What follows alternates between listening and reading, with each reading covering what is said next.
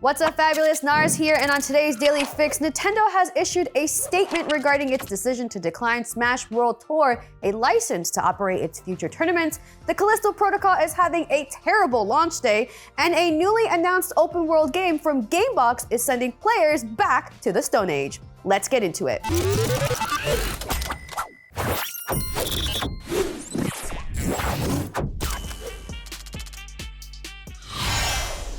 The organizers of the Smash World Tour announced this week their 2022 finals and its 2023 series of events were canceled following a notice from Nintendo that the tournament could no longer operate without a Nintendo license. Today, Nintendo has issued a lengthy statement explaining the decision to not offer SWT a license to host its future Smash Bros. Events. In a statement to IGN, Nintendo articulated its decision to deny SWT a license was quoted as solely based on our assessment of the proposals submitted by the SWT and our evaluation of their unlicensed activities.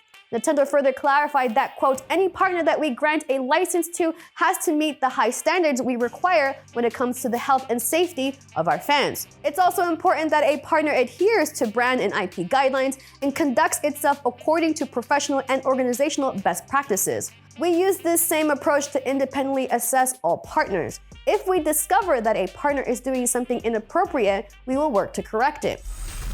Nintendo's response comes days after Smash World Tour's organizer claimed the organization was told, quote, without warning, they could no longer operate.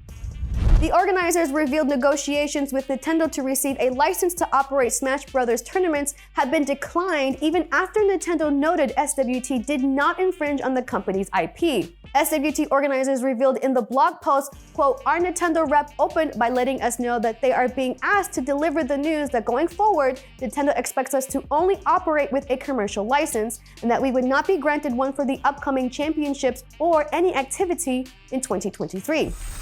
Nintendo would verbally inform SWT organizers that it was not asking it to cancel its 2022 finals, further clarifying in its statement that, quote, the decision to cancel the SWT 2022 was and still is their SWT's own choice.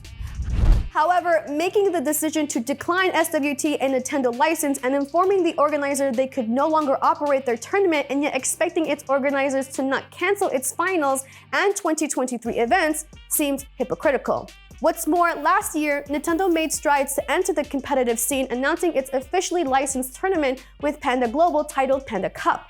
In a statement by Smash World Tour, it alleged Panda CEO Alan Bunny made efforts to sabotage ongoing discussions between Smash World Tour and Nintendo, impacting the tournament's closure, saying, quote, they told us that they had been told by Alan, the CEO and co-founder of Panda, that we were going to get shut down and were not coming back in 2022. Panda Global has since issued a statement in response confirming its CEO did in fact act in bad faith and said, quote, the Panda Cup team does acknowledge and regret an interaction between Dr. Allen and Beyond the Summon in which he spoke in a manner which did not reflect either guidance from Nintendo or our own standards.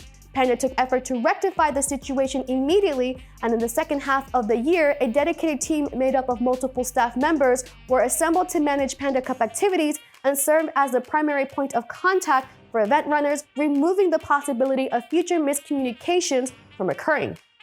Panda took effort to rectify the situation immediately, and in the second half of the year, a dedicated team made up of multiple staff members was assembled to manage Panda Cup activities and serve as the primary point of contact for event runners, removing the possibility of future miscommunications from occurring. Although Nintendo did not request any changes to or cancellation of SWT's remaining events for 2022, it remains to be seen what the company had expected when it denied the organization a Nintendo license to conduct a tournament according to the best practices the company demanded its partners adhere to. Moving on, it looks like the spiritual successor to the Dead Space series, the Callisto Protocol, is having a rough launch day as users are reporting poor performance on its Steam page. As reported by PC Gamer, a majority of the reviews on the game's Steam page are mostly negative, with feedback reporting frame rate drops, stuttering issues, game crashing, kernel errors, and a janky combat system. Several users claiming to be running the game on high-end graphics cards, including the RTX 3080, still report the game's significant frame rate drops. The official Callisto Protocol Twitter account has issued a statement with a patch to be released to improve performance and a number of other fixes imminently.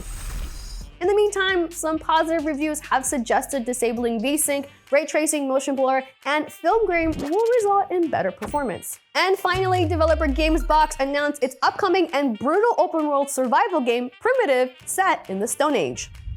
Build your shelter and survive the dynamic changing weather as you fight for dominance in a world far forgotten. Gamesbox revealed footage of the first-person survival game running on Unreal Engine 5, with players facing off against not just the elements, but Neanderthal tribes, vicious saber-toothed tigers, and giant woolly mammoths.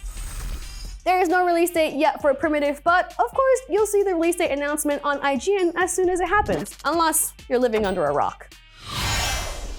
And that's your Daily Fix for today, December 2nd. If you were into last week's Witcher 1 remake coverage, be sure to check out IGN's PlayStation show, Beyond, where they're discussing what other games need the open world remake treatment. And if you dig that episode, new episodes drop every Tuesday on IGN.com, IGN Games on YouTube, and anywhere you get your podcast. I'm Narz, and remember to always stay fabulous.